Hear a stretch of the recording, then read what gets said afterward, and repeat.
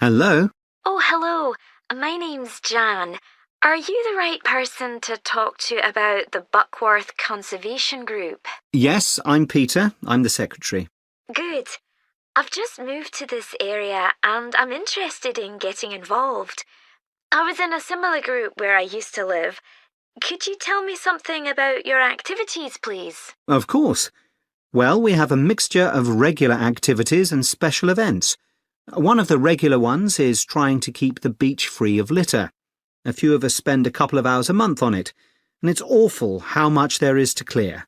I wish people would be more responsible and take it home with them. I totally agree.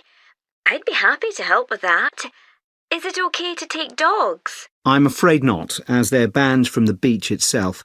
You can take them along the cliffs, though, and children are welcome. Right.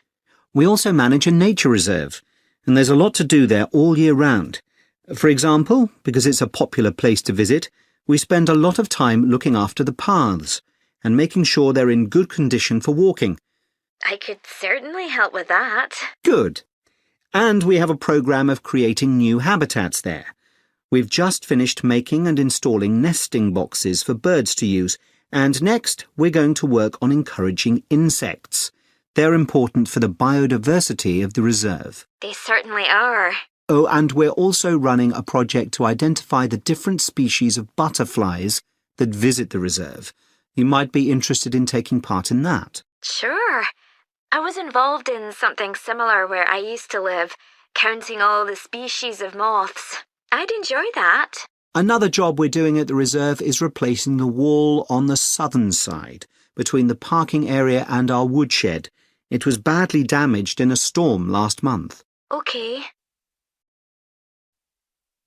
Then, as I said, we have a programme of events as well, both at the weekend and during the week. Right.